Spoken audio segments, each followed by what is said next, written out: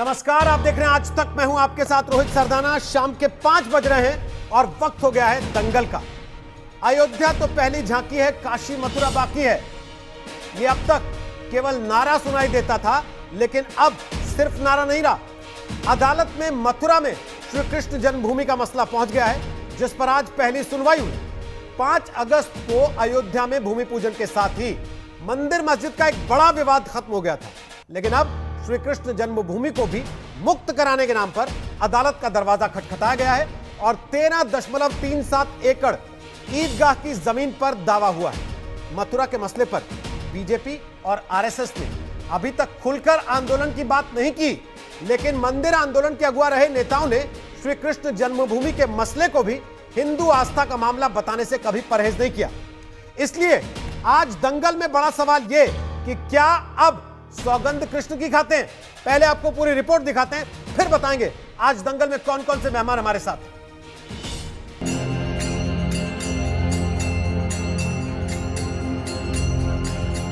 कृष्ण जन्मभूमि विवाद पर मथुरा की कोर्ट में पहली सुनवाई हो गई।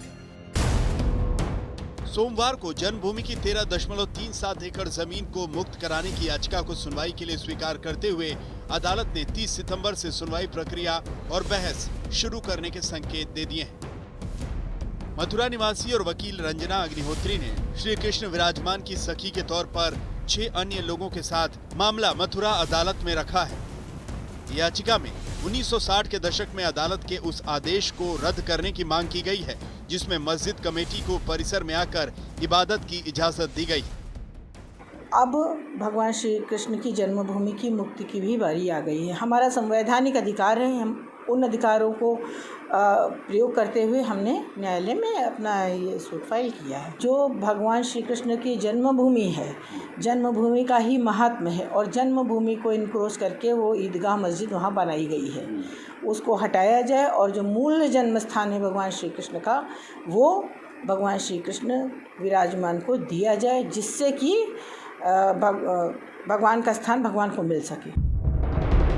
राम जन्मभूमि मामले में आरएसएस बीजेपी खुलकर मैदान में रही थी, लेकिन श्री कृष्ण जन्मभूमि विवाद को मुद्दा बनाने को लेकर अभी खुलकर पक्ष सामने नहीं आया है। पिछले साल आरएसएस प्रमुख मोहन भागवत ने इसे लेकर कोई खुला भरोसा नहीं दिया था। हालांकि बीजेपी के विनय कटियार जैसे नेता मुखर हैं, उनका मानना है कि कृष्ण जन्मभूमि भी मुक्त होनी चाहिए। जहाँ भगवान कृष्ण पैदा हुए हैं वो गर्भगृह पर मस्जिद है और उसका रास्ता कृष्ण जन्मभूमि से जाता है। बलात् कब्जा किया हुआ है। मैदान पे जो ईदगाह बोलते हैं वो भी हिंदुओं का है, वो जीत चुके हैं हिंदू लोग। लेकिन वही होता, जब तक कोई आंदोलन न चालू किया जाए तब तक प्रशासन भी जगता नहीं है। तो वहाँ तो केस भी जीत चुके हैं, लेकिन अंदर का हिस्सा बाकी है जहाँ पर लड़ाई लड़नी है। शिव हमारा शीश है और राम हमारे प्राण हैं और श्री कृष्ण हमारी प्रज्ञा हैं। इनके बिना हमारा अस्तित्व नहीं है और इनके बिना हम अधूरे हैं। पूर्णता की हम कल्पना भी नहीं कर सकते। जिस पथ पर चलकर यहाँ तक पहुँचे हैं, आने वाली पीढ़ियों के लिए पथ प्रशस्त हो गया है। कोई संगठन तय नहीं करता, एजेंडा तो मेरे राम लल्ला तय करते हैं। अभी सारा संसार पीछे चल दे। अयोध्या विवाद के बाद मंदिर आंदोलन को खत्म माना गया था, लेकिन कृष्ण जन्मभूमि विवाद कोर्ट में पहुंचने पर जोरदार विरोध भी शुरू हो गया है। बाबरी मस्जिद का मसला रहा, 50 साल मामला जो है कोर्ट में रहा, lower court, high court, supreme court. आज जो है काशी मथुरा की बात लोग करने लगे। कम से कम ये जो है जात की राजनीति करने वाले, धर्म की राजनीति करने वाले, कम से कम ये देश के बारे में सोचें कि हिंदू मुस्लिम का विवाद जो है खत्म करें। उनको भी भगवान के पास जाना है और अल्लाह के पास जाना है। वैसे राम जन्मभूमि मामले के बाद मथुरा के मामले में भी भगवान को पक्षकार बनाने का दांव बढ़ा है, लेकिन 1991 का प्लेसेस ऑफ वर्शिप एक्ट आड़े आ सकता है। अयोध्या से बनबीर के साथ संजय शर्मा, दिल्ली, आज तक। तो आपको बता दें कि दंगल में आज हमारे साथ मोहसिन रजा हैं, वो मंत्री हैं यूपी की सरकार में। हमारे साथ विष्णु जैन हैं, इस मामले में याचिकाकर्ता के वकील हैं। संगीत रागी हमारे साथ हैं, राजनीतिक विश्लेषक हैं। जो दिल्ली यूनिवर्सिटी में पढ़ाते हैं, आरएसएस से जुड़े हैं। हमारे साथ तस्लीम अहमद रहमानी है, अध्यक्ष हैं मुस्लिम पॉलिटिकल काउंसिल ऑफ इंडिया के। हमारे साथ शोएब जमई है, इस्लामिक स्कॉलर हैं, और पप्पू यादव की पार्टी राष्ट्रीय जनाधिकार पार्टी के प्रवक्ता हैं। और इत्तेफाक की बात कि तस्लीम रहमानी की पार्टी के साथ बिहार में मिलकर चुनाव लड़ रहे हैं, इस वक्त चुनाव का प्रचार भी कर रहे हैं। दोनों से बात करें, लेकिन सबसे पहला सवाल मेरा विष्णु जैन आपसे है। आरएसएस नहीं बोल रहा, बीजेपी नहीं बोल रही, विश्व हिंदू परिषद नहीं बोल रही, लेकिन विष्णु जैन बोल रहे हैं और अदालत में जाके खड़े हो रहे हैं। पीछे कौन है? देखिए रोहित जी, सबसे पहली बात मैं आपको बहुत ही क्लियर तौर पे स्पष्ट कर दूं कि मैं बीजेपी, आरएसएस, विश्व हिंदू परिषद का मैं कोई पदाधिकारी नहीं हूं। हाँ, ये बात अलग है कि अगर चुनाव में वोट देने की बारी आएगी तो मेरा वोट मोदी जी, योगी जी को ही जाएगा, इसमें कोई दो राय नहीं है। पर मैं इस संगठन के इशारे पे या इनके मोहरे के तौर पे काम नहीं कर रहा हूं। मैं एक वकील के नाते अपनी भूमिका अदा कर रहा हूं, और श्रीमती रंजना अग्निहोत्री जी भी इन किसी संगठनों में कोई भी पदाधिकारी नहीं है। और इस केस में जितने पिटिशनर हैं, याचिकर्ता हैं, उनका वीएचपी आरएसएस संघ में कोई भी पदाधिकारी या प्रवक्ता या किसी तौर पे वो एसोसिएटेड नहीं है। तो सबसे इंपॉर्टेंट बात यह है कि हमारी जो याचिकर्ता है उसको हमारी जो दावे को मेरिट पे ना सुन के ये राजनीतिक बात उठाई जा रही है। ये मेरा सबसे बड़ा दर्द है, क्योंकि अगर मेरिट पे लोग बात करेंगे, इन सबको पता है कि मेरिट पे हमारा केस कितना स्ट्रांग है। मुझे पता है समय की कमी रहती है टीवी पे, पर मैं आपको सबसे इंपॉर्टेंट बात बता दूं। 12 अक्टूबर 1968 को एक समझौता किया गया था। सारे केस जीतने के बाद, न्यायालयीन सारी लड़ाई लड़ने के बाद 10 राउंड्स ऑफ लिटिगेशन हुआ है, मेरे पास पूरा रिकॉर्ड है। और सारी न्यायालयीन लड़ाई जीतने के बाद भी अगर कोई व्यक्ति समझौता करता है और भगवान की संपत्ति से कॉम्प्रोमाइज करना चाहता है और कर देता है, तो मेरा लीगल राइट है, सुप्रीम कोर्ट का जजमेंट मुझे राइट देता है कि अगर कोई डिक्री कल्यूसिव है, सेक्शन 44 ऑफ एविडेंस एक्ट के तहत मैं उसको कैंसिलेशन ऑफ डिक्री के लिए कोर्ट में जा सकता हूं। तो यहां पे मेरे से सवाल पूछे जा रहे हैं कि मैं बीजेपी आरएसएस संघ का मेंबर हूं। भैया मुझे ये बताइए, आप केस के मेरिट पे बात करिए ना। अगर जब सारे लिटिगेशंस में जीता हूं और वो जमीन 13.37 एकड़ राजा पटनीमल ने 1815 में खरीदी थी, खरीदने के डॉक्यूमेंट्स हैं, औरंगजेब के उसको तोड़ने के डॉक्यूमेंट्स हैं, तो आप यहां पे राजनीतिक बात क्यों कर रहे हैं? आप कानूनी बात कर लीजिए। और यहां पे जो आज मस्जिद तामील हुई है, ये जो लोग घुसे हैं, घुसपैठिए हैं, ये हमारे मंदिर भगवान के जो 13.37 एकड़ के अंदर घुसे हैं, ये कैसे घुसे, किस राइट से घुसे? और मैं नहीं, मथुरा के किसी भी आम नागरिक से, पुजारी से, संत से, महात्मा से बात कर लीजिए, वो आप इन्वेस्टिगेटिव जर्नलिज्म करिए और आपको सच बताएगा। और मैंने तो ऑन रिकॉर्ड जितनी लीगल हिस्ट्री थी इसकी आपके सामने रखी है। तो आप गुस्सा हो गए, मैंने एक बार भी नहीं कहा कि आप पॉलिटिकल आदमी हैं। मैंने तो ये पूछा कि ये पॉलिटिकल संगठन जो राम मंदिर की लड़ाई लड़ रहे थे, कृष्ण जन्मभूमि के मामले पर अभी तक चुप्पी साधे हुए हैं, आपके साथ कौन खड़ा है? आपको लगा मैं ये कह रहा हूं कि आप इनकी वजह से खड़े हैं कि नहीं खड़े? इसके इतर आपने कहा लोकल पुरोहितों से पूछ लीजिए। मेरे साथ मेरे आराध्य खड़े। सर, लोकल पुरोहितों से आपने कहा पूछ लीजिए, वहां के पंडितों से बात कर लीजिए। तो मैं आपको पढ़ के सुना देता हूं कि वहां के जो लोकल, जो स्थानीय, जिनका आप कह रहे हैं स्टिंग ऑपरेशन कर लीजिए, वो आपको बता देंगे। तो सर, वहां पर जो पुजारी बैठे हैं वो विरोध कर रहे हैं। वो ये मैं आपको पढ़ के सुना देता हूं।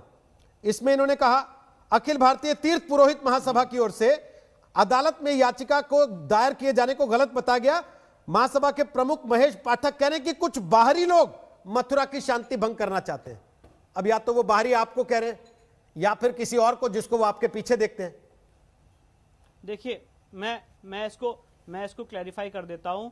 जहां तक हिंदू संगठनों का सवाल है, मैं सबका कोई लीडर नहीं हूं, पर जहां तक हिंदू संगठनों का सवाल है, इसमें सब में एक मत है कि वहां पे जो मस्जिद बनी है वो इलीगल बनी है, और इसके लिए हमारे पास डॉक्यूमेंट्री प्रूफ है, लीगल प्रूफ है। तो अगर आज मुझे समय देंगे तो मैं अपना लीगल प्रूफ बता सकता हूं कि 12/10/1968 का समझौता जो है वो कैसे इलीगल था। और वो ट्रस्ट इन्होंने नहीं किया है जो वहां पे कृष्ण जन्मभूमि ट्रस्ट बना, और 13.37 एकड़ लैंड राजा पटनीमल ने पंडित मदन मोहन मालवीय को दिया था, उनके सपनों को पूरा करने के लिए जो ट्रस्ट बना, आज उस ट्रस्ट ने इस समझौते पे साइन नहीं किया है, जिसकी वजह से आज ये मस्जिद तामील है। तो मैं सवाल सबसे पहले पूछता हूं, आप राजनीतिक बात को एक मिनट के लिए अलग कर दीजिए, मैं आपसे लीगल और डॉक्यूमेंट्री बात पूछ रहा हूं कि ये बता दीजिए कि अगर ये साबित हो जाता है कि ये समझौता इलीगल है, तो क्या टाइम बैक फ्लो करेगा कि नहीं करेगा? क्या इतिहास में हम वापस जाएंगे कि नहीं जाएंगे? तस्लीम रहमानी, बोलिए अपनी बात। अब मुझे तो रोहित इस बात पे हैरत है कि अभी तो विष्णु जी ने दाखिल किया है। अभी आप कह रहे थे 1991 का जो एक्ट है, रिलीजियस प्लेसेस प्रोटेक्शन एक्ट, उसके तहत ये जो इनकी पिटीशन है ये कोर्ट एक्सेप्ट भी करेगा या नहीं करेगा इसके बारे में भी पता नहीं है। उसके बाद करेगा भी तो कितने नोटिस तक ये पिटीशन ठहरेगी पता नहीं, लेकिन ये नेशनल डिबेट का मौजू बन गई है। इस पे मुझे हैरत है, और कोई पॉलिटिकल पार्टी बजाय दिखाई नहीं देती। तो मुझे लगता है कि ये बड़ी अच्छी, बड़ी विचित्र राजनीति है कि आप एक ऐसे फेस को सामने लाएं कि जो विश्व हिंदू परिषद भी राजनीतिक पार्टी कभी भी नहीं रही, उनका भी राजनीति से कोई ताल्लुक नहीं, हिंदू महासभा भी कहता रहा कि राजनीति से कोई ताल्लुक, मगर केस सब लड़ते रहे। और उसी तरीके से अब फिर ये आप देखिए, ये आस्थाओं के मुद्दों को राजनीतिक मुद्दा बना के बुनाया गया। 30 साल तक आस्था के एक मुद्दे को राजनीतिक मुद्दा बना के और खूब उसे दोहा गया और उससे इक़्तिदार हासिल कर लिया गया। और जितना खून कोर्ट में अपना केस दायर किया है, इसको राजनीतिक मुद्दा हमने कहाँ बनाया है? आया है तो एक पिटीशन जो अभी दाखिल हुई है उसको लेके देश में चर्चा शुरू हो गई। रहमानी साहब, पहली बात तो मैं आपको दुरुस्त कर दूं कि एक पिटीशन आज दाखिल हुई है, भले ही उस पर सुनवाई हुई है। रहमानी साहब, एक चीज बता देता हूं ना आपको, और आप मुझसे बेहतर जानते हैं उस चीज को। ये नारा तो आप 30 साल से ही सुन रहे होंगे, अयोध्या पहली झांकी है, काशी मथुरा बाकी है। विवाद तो तभी से खड़ा हो गया था। ये बात आपने उस दिन भी सुनी होगी जिस दिन अयोध्या का फैसला आया। हम अयोध्या में बैठे कॉन्क्लेव कर रहे थे, एक एक आदमी जो वहां आया हर ने एक सुर में कहा कि हाँ अगली लड़ाई मथुरा की लड़ेंगे। फिर आपको हैरानी क्यों हो रही है कि मथुरा पे बहस क्यों शुरू हो गई? हैरानी इस पे हो रही है कि पॉलिटिकल पार्टीज ने नया पेतरा इख्तियार किया है कि अब विष्णु जी कह रहे हैं कि मेरा तो किसी राजनीतिक दल से कोई ताल्लुक नहीं है। हाँ। तो एक पॉलिटिकल लड़ाई को आप विष्णु जी को जानते हैं? हमने रख के लड़ाई। आप विष्णु जी को जानते हैं? पहले देखा आपने इनको टीवी पर कभी? ये मेरे साथ बहुत रहे भाई, मेरे साथी जानते हैं ना कि ये पिछले केस में इनकी क्या भूमिका थी अयोध्या वाले में? हम तो गले भी मिले कई बार विष्णु जी से। ऐसी क्या बात है भाई जी?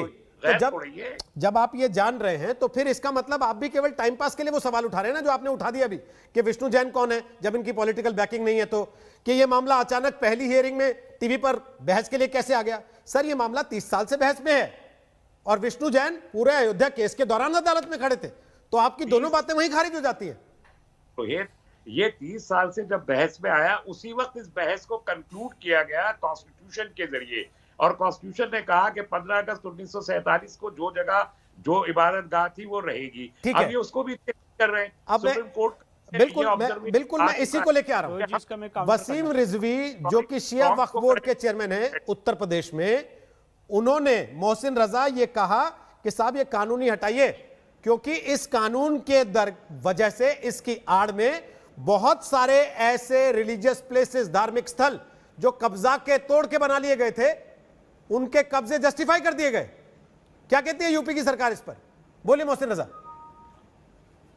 देखिए रोहित, आपने जो प्रश्न किया है, मेरा व्यक्तिगत तौर पर, चूंकि ये मामला न्यायालय में है, न्यायालय इस पर निर्णय लेगा। न्यायालय का निर्णय का स्वागत अभी सबने किया था, आपने देखा है अयोध्या प्रकरण में भी, और पूरा देश न्यायालय के निर्णय को मानता है, स्वागत करता है। तो हमें इंतजार करना चाहिए। विष्णु जैन जी ने जो भी बातें कही हैं मैंने सुनी है, उनके पास साक्ष्य है, प्रमाण के साथ वो गए हैं, और अब निर्णय अदालत को लेना है। इस पर राजनीति करने की जरूरत नहीं है। लेकिन अगर हम बड़ा दिल करके सोचे रोहित, आप देखें माजी में जाएं तो यही हिंदुस्तान है, हजारों मंदिर यहां ध्वंस किए गए, किसके द्वारा किए गए? तो अगर आज 3 बात हो रही है 3 मंदिरों की, अयोध्या, काशी, मथुरा, ये हमारी संस्कृति की, हमारी जो देश की संस्कृति है, इसकी अस्मिता का पिलर है। तो अगर इसको लेकर कोई आवाज उठा रहा है, कोई उसके आराध्य की बात है, वो अपनी बात कहने अदालत जा रहा है और अदालत से निर्णय मिल रहा है, तो इस पर सबको साथ आने की जरूरत है। इस पर राजनीति करने की जरूरत नहीं है। और आपने भी जो है कहा कि अयोध्या तो झांकी है, मथुरा काशी बाकी है। मैंने नहीं कहा सर, ये आपकी पार्टी नारा लगाती थी। जहां पर आराध्य मैंने याद दिलाया कोई इस तरह की चिट्ठपड़ी ठीक नहीं होती है। ये मैंने नहीं कहा सर, ये आपकी पार्टी और वो सारे संगठन नारा लगाते थे। मोहसिन रजा, उनकी याद दिलाई मैंने आपको केवल, ये मैंने नहीं, मेरा स्टेटमेंट नहीं है ये मत कहिए कि मैंने जो कहा, ये आपकी पार्टी का नारा था। अयोध्या पहली झांकी है, काशी मथुरा बाकी है। मैंने कहा कि आराध्य, जहां पर हमारा भारतवर्ष की जो धरोहर है, जो हमारी संस्कृति की अस्मिता है, उसको बचाने के लिए कौन जाएगा आगे? जो जा रहे हैं उनको जाना चाहिए। तो आपने सरकार की तरफ से क्यों नहीं याचिका लगा दी? फिर हम माजी की बात क्यों नहीं कर रहे? यूपी की सरकार खड़ी हो जाती ना कोर्ट में फिर जाके। क्यों नहीं कर रहे हैं जहां पर सर, तो यूपी की सरकार से मंदिरों को ध्वंस किया गया, वो कौन लोग थे? उस पर भी हमें बोलना मोहसिन चाहिए, रजा, उस पर भी हमें आगे मोहसिन आना रजा, चाहिए। आप उत्तर प्रदेश की सरकार में मंत्री हैं। उत्तर प्रदेश की सरकार क्रेडिट लेना चाहती है कि अयोध्या में जो कुछ हुआ या जो कुछ होगा उसका श्रेय हमें जाए, तो मथुरा में भी आप ही चले जाते, विष्णु जैन के पहले अदालत में खड़े हो जाते जाके कि भाई ये गलत हुआ है, इसको जस्टिफाई नहीं किया जा सकता, आप इसको दुरुस्त कीजिए। आप ये यूपी की सरकार कह रही है। क्या वो जो जैन साहब गए हैं उनका जो उनकी आस्था है, तो क्या हमारी सबकी आस्था है और 100 करोड़ लोगों की आस्था नहीं है उनके साथ में? आप मानते ये हैं? कैसे मान सकते हैं कि वो अलग हैं? आप मानते हैं? उनको अलग क्यों मानेंगे? आस्था की बात है, मामला न्यायालय में है, मैं उस पर टिप्पणी नहीं करना चाहता। मैंने जो बात रोहित कही है उस बात के ऊपर रहमानी साहब को बोलना चाहिए, जमई बैठे हैं इनको हाँ, वो बोलना बोलेंगे, चाहिए। अभी बिल्कुल, जो हजारों अभी की जमई बोलेंगे। तादाद में मंदिर यहाँ तोड़े गए उसका जिम्मेदार कौन है? अभी जमई बोलेंगे, उससे पहले मैं एक सवाल और पूछ रहा हूं आपसे। मेरा सवाल यह है, क्या आप मानते हैं कि मथुरा में जो ईदगाह बनी है 13.37 एकड़ की जो जमीन है वो जबरदस्ती का अवैध कब्जा है, ठीक उसी तरह से जैसे आप खुद कह रहे हैं कि तोड़ के मंदिरों के ऊपर कब्जे किए गए?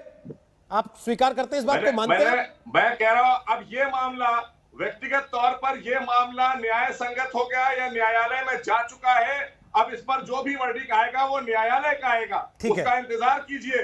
लेकिन आप किसी को अधिकार से थोड़ी रोक सकते हैं। और मैंने कहा ना कि अगर कोई गया है तो उसका जाने का अधिकार है। और देश के तमाम 125 करोड़ लोग हमारी अदालत पर भरोसा करते हैं। हमने हर फैसले का स्वागत किया है, तो हम आगे भी करेंगे बड़ा दिल करके। लेकिन हम इसको क्यों बोल रहे हैं कि हमारे देश में हजारों की तादाद में जो मंदिर तोड़े गए, अगर यहाँ 3 मंदिरों की बात हो रही है जो हमारे देश की धरोहर है, भारतवर्ष की जो आस्था है उसकी बात हो रही है, तो हजारों की बात करने क्यों नहीं लोग आते? ठीक है, उनको भी तो खड़ा होना चाहिए कि वो गलत हुआ था। ओके, शोएब जमई बोलिए। वो कह रहे हैं कि अगर कोई कानूनी लड़ाई लड़ना चाहता है, वो अदालत जा रहा है, तो उसके इस अधिकार को क्यों छीनना चाहते हैं?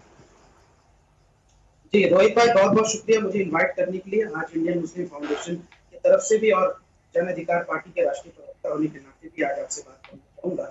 रोहित भाई, मुझे बड़ा आश्चर्य हुआ मोहसिन रजा साहब की बात सुन के कि इसका बीजेपी से कोई लेना देना नहीं। क्या विनय कटियार जी इनके भाजपा के प्रमुख नेता नहीं है?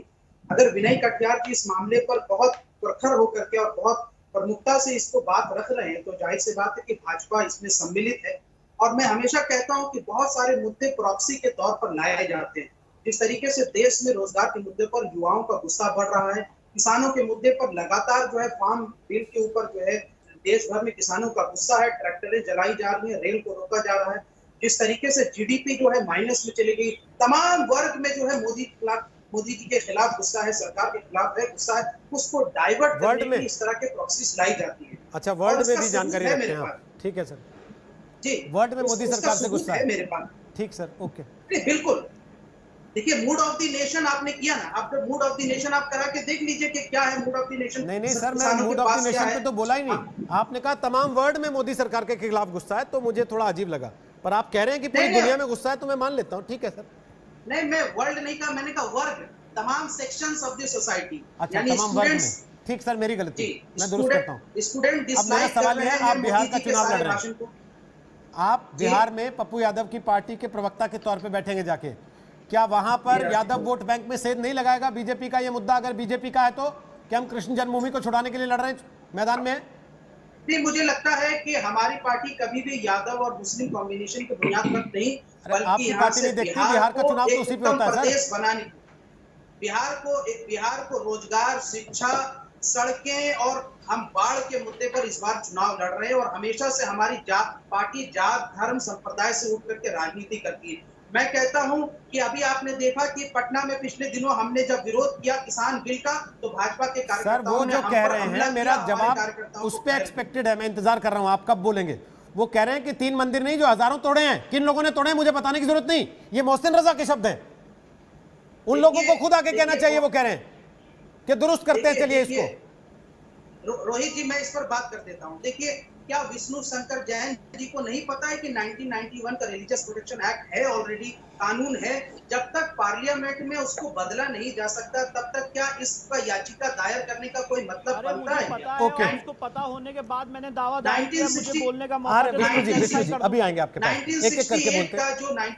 1968 का जो समझौता है विष्णु जी, क्या वहां के लोकल पुजारी, अभी जैसे रोहित जी ने बताया और मेरे पास भी वो था, मैं बोलने वाला था लेकिन भाई ने पहले ही बोल दिया कि लोकल लोग खुद कह रहे हैं कि आप बाहरी लोग आकर के माहौल खराब करना चाहते हैं। मतलब राम अगर मंदिर के केस में भी लोकल अगर लोगों ने कहा विष्णु था जैन कि प्रॉक्सी BSP हो बाहर से सकते आके हैं माहौल खराब आपके हिसाब से पॉलिटिकल पार्टी के, तो लोकल जो जिसका आप बयान दिखा रहे हैं या मैंने बताया अभी, वो प्रॉक्सी नहीं हो सकता किसी का।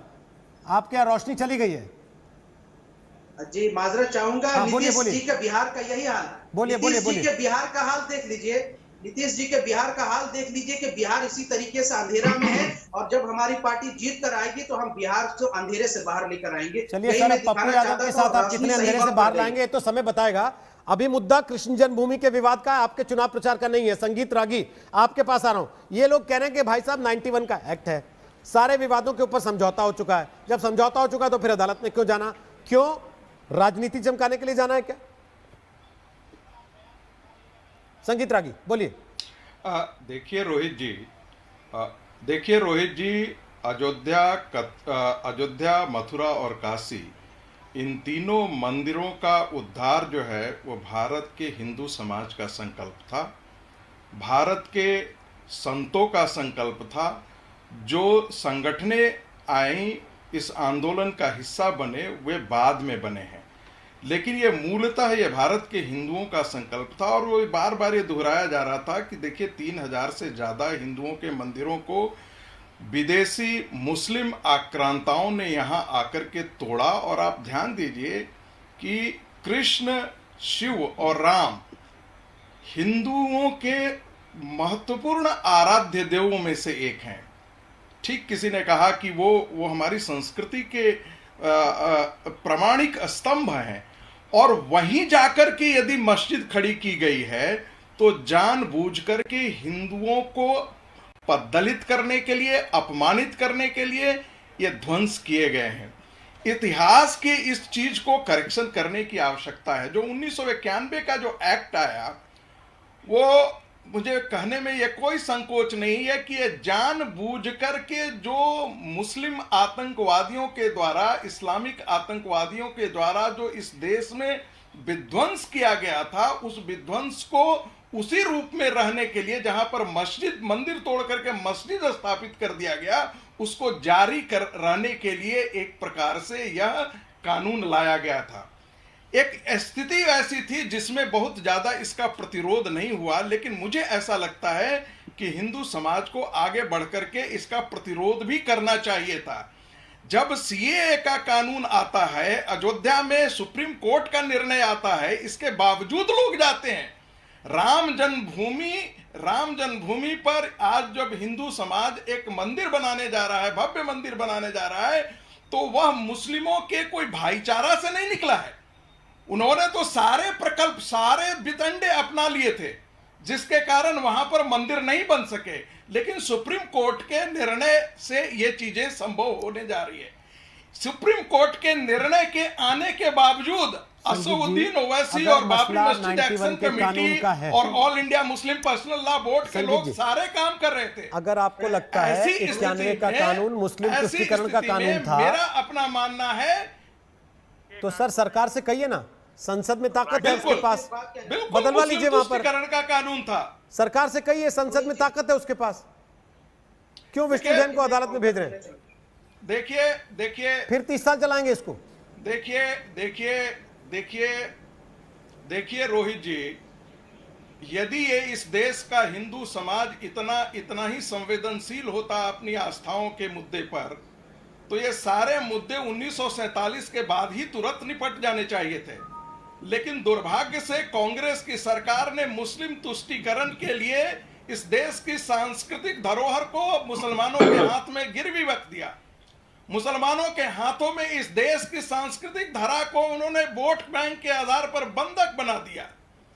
अब भारत का हिंदू समाज थोड़ा थोड़ा उसके प्रति संवेदनशील हो रहा है। तस्लीम रहमानी जवाब दे रहे हैं आपकी बात पर। नहीं है, तस्लीम रहमानी आपकी बात पे रिएक्ट कर रहे हैं। और काशी का ज्ञानवापी मस्जिद पर जो मस्जिदें खड़ी गई हैं, उन्हें हटाया जाना चाहिए। तस्लीम रहमानी आपकी बात पे रिएक्ट कर रहे हैं। संगीत रागी, वो चाहे वो कोर्ट का रास्ता हो, उनका रिएक्शन सुन लीजिए एक बार, वो सड़कों का रास्ता हो। ठीक है, तस्लीम रहमानी बोलिए। देखिए ये जो अभी संगीत रागी जी ने कहा, किस कदर हाईली गवर्नर एंड प्रोवोकेटिव बातें हैं जो संगीत रागी जी ने कहा, दो कम्युनिटीज के बीच में नफरत करने वाले। मैं साफ कहना चाहता हूँ, पिछले 70 साल में आजादी के बाद से लेके अब तक 10,000 मस्जिदें, बाबरी मस्जिद समेत 10,000 मस्जिदें या तो शहीद कर ली गई या उन पे कब्जा कर लिया गया। दिल्ली में 300 मस्जिदें हैं जिन पे कब्जा किया है, जिसपे गाय भैंसे बनी हुई है या वो किसी न किसी के घर के इस्तेमाल में आ रही है, और आर्काइव्स के नाम पर सारी मस्जिदों पर सरकार का कब्जा है। जो उसके अलावा है, यानी 10,000 तो प्राइवेट प्रॉपर्टी से मुल्क भर गए। तो आप क्या समझ, आप 3,000 मंदिरों की बात कर रहे हैं, ये 10,000 की बात कौन करेगा? और फिर जिस भाईचारे की आप बात कर रहे हैं, भाई तो आप बन गए। आप जिस तरीके से हिंदू संकल्प की बात कर रही है, हिंदू संकल्प नहीं है ये देश, हिंदू मुसलमान सिख ईसाई सबका है। एक संकल्प से सिर्फ मुल्क में बदअमनी बढ़ सकती है, अमन कायम नहीं हो सकता। और आप कहते हैं कि ये भाईचारा कायम करने के लिए मंदिरों को जो है आप हैंडओवर कर दीजिए और मस्जिदों पे हम कब्जा कर लें, ये भाईगिरी है कि आप तो भाईगिरी करेंगे और हम लोगों को आप चारा बना के रखेंगे।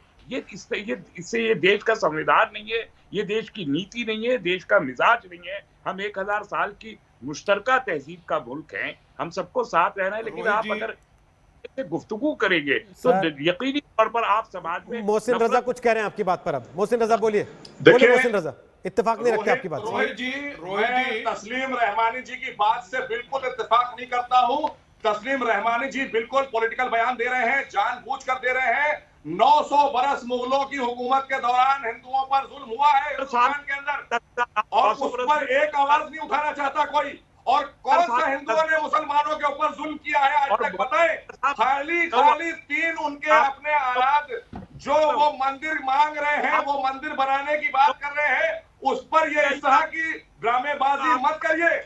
आप लोगों ने वो जुल्म का इतिहास देखा है, पढ़ा है, जानते हैं। आप क्यों नहीं बोल रहे हैं कि 700-800 बरस लगातार यहाँ के हिंदुओं पर जुल्म हुआ है, हजारों की तादाद में मंदिर तोड़े गए हैं। वो तोड़ने वाले कौन लोग थे? आखिर आप क्यों नहीं कहना चाहते? आप ये पॉलिटिकल बयान क्यों दे रहे हैं? आप इंसानी बयान दीजिए, इंसाफ की बात करिए तो अच्छा लगेगा। आप इंसाफ की बात नहीं कर रहे हैं। हमें हिंदू एक सेकंड, मोहसिन रजा आपकी बात हो गई तो मैं तस्लीम रहमानी का जवाब ले लूं। एक सेकंड सर, ठीक मोहसिन रजा आपने सवाल उठा दिया। तस्लीम रहमानी एक चीज बता देता हूं, मैं एक दुरुस्त कर दूं आपकी जानकारी। आप स्काइप से हैं तो जब एक व्यक्ति बोलेगा आप लगातार बोलेंगे, आपकी आवाज नहीं सुनाई देगी सर, कट जाएगी। इसलिए बेहतर है एक एक करके बोले। रहमानी साहब अपनी बात बोलिए, फिर विष्णु जैन आप ही के पास आ रहा हूं। बोले नुसरत कुछ दूसरी भी आगे, उनसे भी बात करेंगे। बोले रहमानी। मोहसिन रजा साहब एक सम्मानित मंत्री हैं, वो एक कॉन्स्टिट्यूशनल पोजीशन पे हैं, उनको उसकी मर्यादा का ख्याल रखना चाहिए। हिंदू मुस्लिम करने का उनको कम से कम उनको इजाजत नहीं है, भले ही बीजेपी में हो। मैं लखनऊ आता हूँ आपके पास, आपको हिंदू मुस्लिम की बात नहीं कर रहे हैं, हम इंसाफ की बात कर रहे हैं। मोहसिन रजा बात तो सुन लीजिए उनकी, फिर जवाब दे दीजिएगा। हम तो देश हित में मोहसिन रजा बात तो सुन लीजिए उनकी, फिर जवाब दे दीजिएगा। एक एक करके बोल लीजिए, कोई आपत्ति थोड़ी ना कर रहा है किसी पे कि आप क्यों बोल रहे हैं। एक एक करके अपनी अपनी बात रख लीजिए। नहीं, ये खाली करवा दे, सरकार के आदमी है, मंत्री हैं, हम बहुत खुश हैं। ये तो अब रहमानी साहब बोलने की बात करिए ना। ये है रोहित मैं यहाँ पर ये कहना चाहता हूँ, ये कह रहे हैं कि हम हिंदू मुसलमान की बात करते हैं, हम इंसाफ की बात करते हैं। हमने इंसाफ की बात उठाई है, उस पर जवाब नहीं दे रहे हैं। 700-800 बरस लगातार जो जुल्म हुआ है हिंदुओं पर, उस जुल्म के बारे में भी तो कुछ बोल दीजिए। हजारों की तादाद में मंदिर तोड़े गए, उस पर भी कुछ बोल दीजिए। खाली एक बात लेकर खड़े होते हैं और अपनी राजनीतिक रोटियां सेकना चाहते हैं। मतलब मोहसिन रजा आप ये कह रहे हैं, इंसाफ से बोलिए। मतलब मोहसिन रजा ये कह रहे हैं बाबर का, औरंगजेब का, मोहम्मद बिन कासिम का, मोहम्मद बिन तुगलक का, सबका बदला लेंगे योगी जी? सबका हिसाब करेंगे? बिल्कुल देना चाहिए, क्यों नहीं देंगे? आप इतिहास देखिए ना उठाकर, जो जुल्म हुए हैं ये उसी का तो आज नतीजा है। उसमें भी आगे नहीं आना चाहते, उसमें भी कानून की आड़ में गलत काम ही बताएंगे। लेकिन अगर कोई कानून के पास गया है तो लेकिन विष्णु जैन ने एक बात कही कि बहस होगी अदालत में, इसलिए गए हैं क्योंकि मेरिट पे बहस होगी, और जब हम तथ्य रखेंगे उसके आधार पे लड़ेंगे, राजनीतिक लड़ाई नहीं लड़ेंगे। विष्णु जैन क्या तथ्य रखेंगे अदालत में? किस आधार पे ये साबित करेंगे कि जो जमीन है वो कब्जाई गई है? सबसे इंपॉर्टेंट, क्योंकि वहां के स्थानीय लोग कह रहे हैं कि साहब समझौता हो गया था 20वीं शताब्दी में। जी देखिए मैं आपको बताता हूं, सबसे इंपॉर्टेंट बात, 2-3 डेट्स इसमें बहुत इंपॉर्टेंट है और मुझे लगता है वो मैं आपके सामने रख दूंगा तो पिक्चर क्लियर हो जाएगी। 1670 में इस मंदिर को जो राजा वीर सिंह बुंडेला ने 1618 में बनवाया था, उसको 1670 में औरंगजेब ने अपने फरमान से तोड़ा, और तोड़ने का जो फरमान है वो भी हमने अपने प्लेन में लगाया पैरा 17 से 19 में। और फरमान में क्या लिखा है ये बात भी आपके सामने मैं रख दूं। उन्होंने कहा वहां पे जाके काशी और मथुरा की मंदिर तोड़ दो, और जो मथुरा की मूर्ति है उसको जहनारा मस्जिद के नीचे आगरा में दबाया गया कि जब वो नमाज पढ़ने जाए उसको कुचलते हुए जाएं। और ये जो फरमान है पर्शियन से हिंदी में ट्रांसलेट किया है, पर्शियन से इंग्लिश में ट्रांसलेट किया है बहुत ही माननीय हिस्टोरियन जडूनाथ सरकार ने, ये हमने अपनी प्लेट में लगाया है। अब दूसरी सबसे बात, जब मराठाओं ने वहां पे 5 अप्रैल 1770 में गोवर्धन की जंग में जीत लिया, उसके बाद 1815 में राजा पट्टिमल ने इसको ब्रिटिश सरकार से जीता, खरीदा है, ऑक्शन में खरीदी है ये जमीन। 13.37 एकड़ राजा पट्टिमल ने ब्रिटिशर से ऑक्शन में खरीदी है, और उसके बाद वो जमीन उनके लीगल हेयर्स ने ट्रस्ट को दी है। तो सबसे इंपॉर्टेंट बात ये जमीन ट्रस्ट की है, और ये जो समझौता 1968 में किया गया है ये ट्रस्ट ने नहीं किया है, ये एक सेवा संघ ने किया है। ये बात मैं आपके सामने रखना चाहता हूं। और यहां पे बात उठ रही प्लेसेस ऑफ वर्शिप एक्ट की, उसको भी मैं क्लियर कर दूं। प्लेसेस ऑफ वर्शिप एक्ट सब लोग पढ़ते हैं, पर प्लेसेस ऑफ वर्शिप एक्ट का section 4(3)(b, section 4 sub clause 3 sub clause B नहीं पढ़ते हैं, जिसमें यह कहा गया है कि ये एक्ट अप्लाई नहीं होता है उन केसेस के लिए जिसमें ऑलरेडी डिक्री पास हो गई है। और इसीलिए अगर आप मेरा सूट देखेंगे तो ये सूट है फॉर कैंसिलेशन ऑफ डिग्री, तो प्लेसेस ऑफ वर्शिप एक्ट तो यहाँ अप्लाई नहीं होता है। इसीलिए ओवैसी जी वगैरह जितने लोग हैं ये लोगों में भ्रम फैलाने के लिए बयान दे रहे हैं, प्लेसेस ऑफ वर्शिप एक्ट की बात कर रहे हैं। और तस्लीम अहमद रहमानी का मैं आपको बयान सुनाऊंगा, जो आज आपके सामने बैठ के यहाँ पे सेकुलर बन रहे हैं। इन्होंने कल बयान दिया है कि 1000 साल भी हो जाए अपनी बाबरी मस्जिद वापस लेके रहेंगे। तो जब इनको हक है 1000 साल भी बाद भी बाबरी मस्जिद लेने का, तो मुझे भी हक है 350 साल बाद अपनी मंदिर लेने का। ठीक, बोलिए तस्लीम रहमानी। पहले भी कह रहा था, आज भी कह रहा हूँ विष्णु जी, मैं कह के बात को मुकरता नहीं हूँ। तो भाईगिरी करेंगे आप भी? अभी भाईगिरी सिखा रहे थे आप दूसरे को कि भाईगिरी है। मैं भी कह के नहीं मुकर रहा हूँ। 350 साल हो जाए या 3500 साल हो जाए, अपने मंदिर मैं भी वापस लेकर आऊंगा और कोर्ट के जरिए लेकर आऊंगा। अगर आपको हक है तो मेरा संविधान मुझे भी हक देता है अपनी लीगल लड़ाई लड़ने का। ये करेंगे कि सुप्रीम कोर्ट ऑफ इंडिया ने खुद इस बात को तस्लीम किया है, अपने फैसले में तस्लीम किया है कि वो एक बाबरी मस्जिद थी जो किसी मंदिर को तोड़ के नहीं बनाई गई थी, वहां पर भगवान राम जी के पैदा होने के कोई नहीं। ये सारी सुप्रीम कोर्ट ने अपने फैसले में तस्लीम कर लेने के बाद फिर मंदिर को दिए। इसलिए हम कहते हैं कि इंसाफ का इंतजार करेंगे, और इंसाफ ये है कि वहां बाबरी मस्जिद कायम हो, उसका इंतजार करेंगे चाहे 1000 साल गुजर जाए। इसका ये मतलब नहीं है कि जिस तरीके से आप लोगों ने जाके मस्जिद को शहीद कर दिया था, हम भी जाके किसी मंदिर को शहीद कर देंगे। वो हमारी प्रथा नहीं है, वो नहीं करेंगे, मगर इंसाफ का इंतजार करेंगे चाहे 1000 साल गुजर जाए। ये इंसाफ नहीं हुआ, ये कहा। और यही मैं आपसे इस केस में भी कह रहा हूँ विष्णु जी, ये तो आप अदालत में गए, बहुत अच्छा है, आपका राइट है, हम उस राइट को चैलेंज करने का कोई हक नहीं रखते। मगर सवाल यह है कि इस राइट को, इस्तेमाल को इतना जो पब्लिसिटी दी जा रही है, क्या उसका पर्पस यह है कि फर्दर कम्प्रोमाइज करो? अब बताइए रहमानी साहब, एक सेकंड रहमानी साहब, ये बताइए क्या मैंने आज तक को बोला या मैंने मीडिया जी? आप जवाब दें, उसके पहले मैं एक बता देना चाहता हूँ तस्लीम साहब को। तस्लीम साहब अपनी मर्जी से तय करेंगे किस मुद्दे पे बहस होगी, किस पे नहीं। आप वहाँ बिहार चुनाव के प्रचार के दौरान ये तय नहीं करेंगे ना कि किस विषय पे हम बहस करेंगे, किस पे नहीं। और अगर आपको ये लगता है इस मुद्दे को प्रमुखता दी जा रही है, मत बैठिए, मना कर दीजिए कि मैं नहीं बात करना चाहता इस पे। आपकी प्रेस कॉन्फ्रेंस दिखा दें तो सब ठीक है, लेकिन दूसरे मुद्दे पे आपसे बात करेंगे तो कहेंगे कि हाँ इस पे बात क्यों कर रहे हो, क्यों नहीं करेंगे? और मैंने आपको बताया कि आज से नहीं, उस दिन से ये नारा लग रहा था जिस दिन से राम मंदिर का मुद्दा उठा था। आपको लग रहा होगा कि कल से उठा है, आपको लग रहा होगा कल से उठा है, ये था ना, ये पहले से उठ रहा था मुद्दा लगातार। आपने अपना कान बंद किए थे तो मेरी गलती नहीं है सर। ये विष्णु जैन आप जवाब दीजिए, क्या जवाब दे रहे थे? उसके बाद नुसरत को दूसरी वेट कर रहे हैं, वापस जाना उनके पास, अयोध्या से आते हैं, पूरा वो देख चुके हैं इतने वर्षों से क्या हुआ अयोध्या में। बोले विष्णु फटाफट से। जी देखिए, ये एक हिंदू जनमानस में हमेशा से एक चेतना रही है कि कृष्ण जन्मभूमि हम सबके लिए पवित्र है, हमारा इसमें टाइटल है, ओनरशिप है, तोड़ने का प्रूफ है, वहां पे खरीदने का प्रूफ है, और अपने मेरिट्स के फैक्ट्स के आधार पे हमने ये केस दायर किया है। अगर आज तस्लीम रहमानी साहब यहाँ पे फैक्ट्स को तोड़ मरोड़ के पेश करना चाहते हैं और राम जन्मभूमि जजमेंट को तोड़ मरोड़ के पेश करना चाहते हैं, तो मैं उनसे बहस नहीं करना चाहता हूं। मैं सिर्फ ये कह रहा हूं कि मैं कोर्ट गया हूं अपने लीगल हक की लड़ाई लड़ने के लिए। हो सकता है कल को कोर्ट में मैं हारूं, मैं हाई कोर्ट जाऊं, सुप्रीम कोर्ट जाऊं, पर अपने जीवन के अंत तक मैं ये केस लड़ूंगा। ये प्रतिज्ञा आपके सामने लेते हुए मैंने ये केस फाइल किया है। ये केस फाइल मैंने अपनी पॉलिटिकल माइलेज के लिए, अपना बायोडेटा बनाने के लिए नहीं किया। ओके सर, आपका अधिकार है। ये इस बात को तस्लीम रहमानी भी मान रहे हैं, उन्होंने इस बात पे आपत्ति नहीं की कि आप केस क्यों लड़ रहे हैं। सवाल जरूर खड़ा होगा। ठीक, एक सेकंड सर, कोर्ट जाना आपका राइट है, जरूर चाहिए। ओके रहमानी साहब, जो लोग मीडिया को यूज किया, मिसयूज कर रहे हैं, उसकी भी में सवाल तो फिर आपका विरोध किस बात का साहब, तो फिर आपका विरोध किस बात का है? रहमानी साहब एक सेकंड, नुसरत कुद्दूसी को ले आओ जरा चर्चा में एक बार। वो अभी तक बोले नहीं है, सबकी बातें सुन रहे हैं लगातार, बहुत देर से सुन रहे हैं। नुसरत कुद्दूसी, आपको लगता है कि राम जन्मभूमि के बाद ये दूसरा मामला है जो उत्तर प्रदेश की सियासत में आने वाले कई वर्षों तक चर्चा में रहने वाला?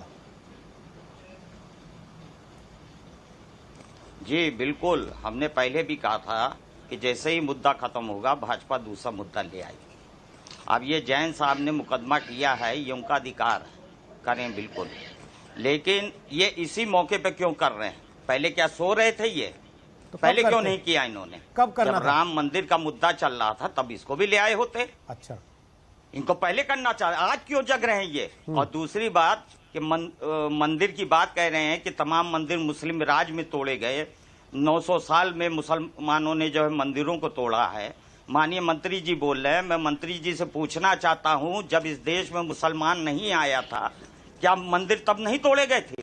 बहुत मंदिर तोड़े गए हैं। ये जैन साहब है, जैन साहब गवाह हैं, बोलना चाहें बोले, नहीं भाजपा का सपोर्ट करना चाहें करें, लेकिन ये हकीकत है जैन मंदिर भी तोड़े गए थे। क्योंकि किसने तोड़े थे, कौन थे वो लोग, ये बताएं। आज बोलते हैं कि मुसलमानों ने तोड़ दिए, मुसलमानों ने ये कर दिया, तो प्लेसेस ऑफ वर्शिप एक्ट है, इसके लिए आप सपोर्ट करिए। पीछे झाड़ू बांधने वाले कौन लोग, हंडिया पहनाने वाले कौन लोग, उसके लिए आज बात कर रहे हैं। अब विष्णु जी वो बोल रहे हैं, बड़ी देर से सुन रहे थे सब। बिल्कुल बिल्कुल बिल्कुल, एक बार में बात पूरी कर लें, ये बोल हम तो कह रहे हैं इस देश में जब मुसलमान नहीं आया था तब इस देश में मंदिर तोड़े गए, बौद्ध धर्म के मंदिर तोड़े गए, जैन धर्म के मंदिर तोड़े गए। आज ये आ गए हैं, भाजपा को सपोर्ट करने आ गए हैं। रोहित जी, ये वो लोग हैं, ये वो लोग हैं, इन्होंने दोनों को रोक रहा हूं। मंत्री जी, मोहसिन रजा साहब एक सेकंड रुकिए ना, के लोग हैं, एक सेकंड रुकिए। जिन्ना की बात करते हैं और आरोप लगाते हैं कि हम लोग जिन्ना के हैं, ये उस लोग हैं, इन्होंने भारत को तोड़ने की साजिश की है, इन्होंने भारत को तोड़ दिया है। आज ये बात करते हैं, ये आज देशभक्त बन रहे हैं, देशभक्त का सर्टिफिकेट बांट रहे हैं। नुसरत कुद्दूसी, आपकी पार्टी जी, जिसके आप समर्थक माने जाते हैं, जी जी, जिसके ऊपर आरोप लगा कि उसने कारसेवकों पे गोलियां चला दी जी, वो तो कृष्ण जी का भव्य मंदिर बनाने की तैयारी कर रही थी, इस मुद्दे पर बात भी करने को तैयार नहीं। कम से कम बोलते तो सही, अगर दावा करते हैं हम कृष्ण जी के वंशजों की राजनीतिक पार्टी है तो कम से कम बोलते तो खड़े हो केस पे कि किधर है। हम एक चीज पूछना चाहते हैं इनसे, ये माननीय मुलायम सिंह यादव जी को ये कहते हैं हथियारे। एक सेकंड रजा साहब, ये बोलने पहले रजा साहब पहले ये बोलने, फिर आपके पास आऊंगा। या तो बोल लीजिए, बोलने दीजिए, मैं अभी बोलना शुरू करूंगा तो आप मोहसिन रजा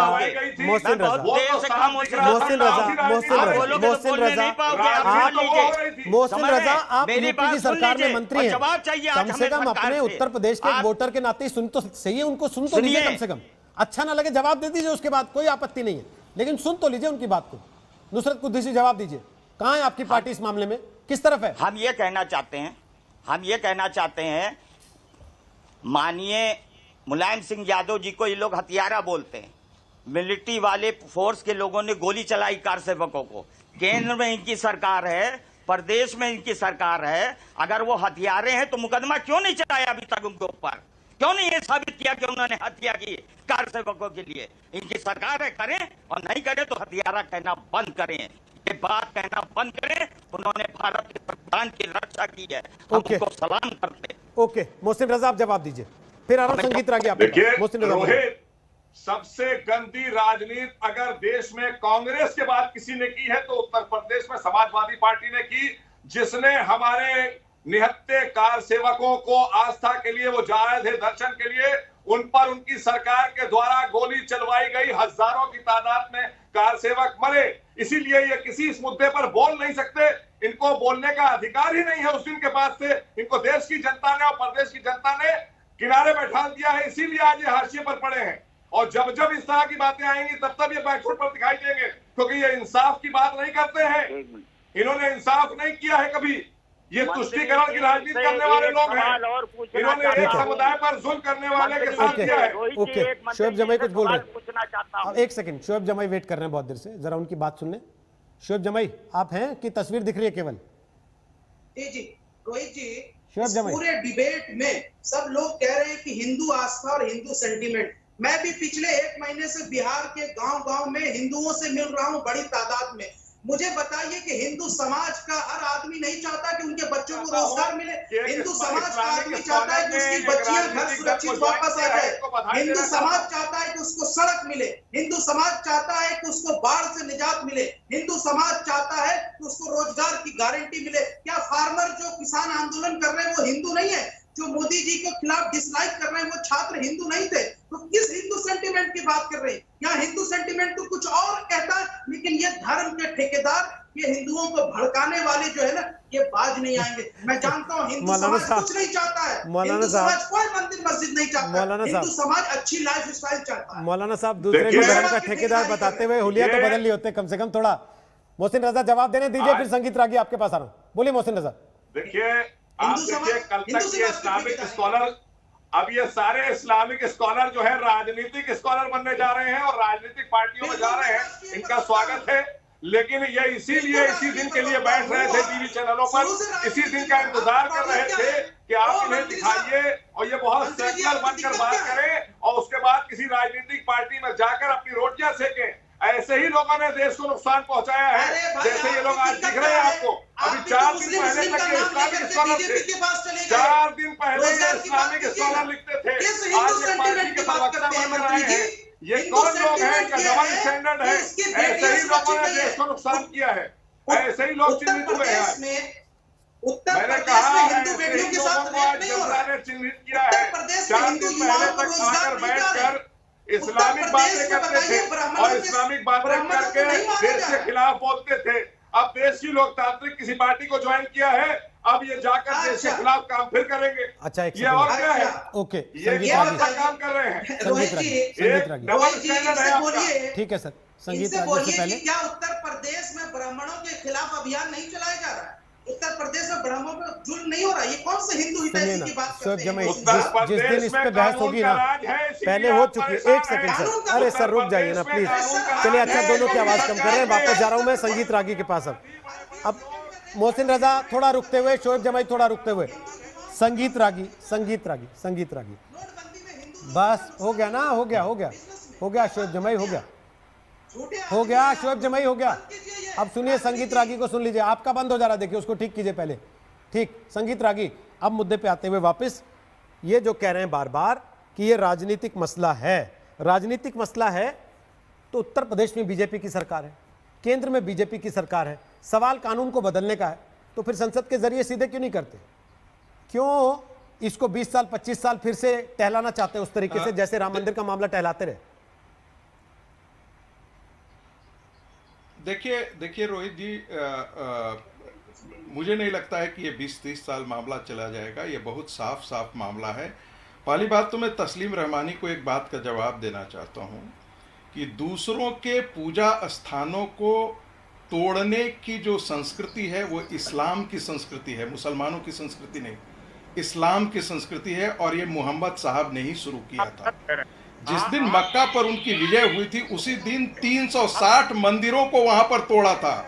सूडान में गए, यमन में गए, इजिप्ट में गए, अरब में गए, जहां जहां इस्लाम गया वो विचार के धारा पर नहीं गया, तलवार के बल पर गया और तोड़ा। और इस चीज को कुरान में विधिवत जो काफिरों के लिए जो शब्द प्रयोग किए गए हैं वो आप जानते हैं बहुत अच्छी तरह से। आपके नायक जो जाकिर नायक है वो कहते हैं कि हिंदुओं को जहां देखो वहां मार डालो, काफिरों को मार डालो। और कोट करते हैं कि सूरा 5 आयत 9। ओके संगीत जी थोड़ा शॉर्ट रखिए, समय कम है, बताइए कि थोड़ा शॉर्ट रखिए, समय कम है। तस्लीम रहमानी लास्ट कमेंट का समय दे रहा हूँ, 30 सेकंड है केवल, समय खत्म है। तस्लीम रहमानी लास्ट कमेंट का समय दे रहा हूँ आपको। तस्लीम रहमानी, संगीत जी आवाज कम कर रहा हूँ प्लीज, समय कम है। तस्लीम रहमानी रिएक्ट कर रहे हैं आपकी बात पे। मैं चैलेंज कर रहा हूं आपको, और मैं आपको ये आप चाहते हैं मैं अदालत में इसको चैलेंज करूंगा। आप इस्लाम के ऊपर इल्जाम लगा रहे हैं, 1400 साल की तारीख पर झूठ फैला के आप इस मुल्क पे नफरत फैलाने की कोशिश कर रहे हैं, और इसकी कानूनी सजा आपको जरूर मिलेगी। संगीत रागी, मैं आज आपको कह रहा हूं कानूनी मिलेगी। आप 1986 का जजमेंट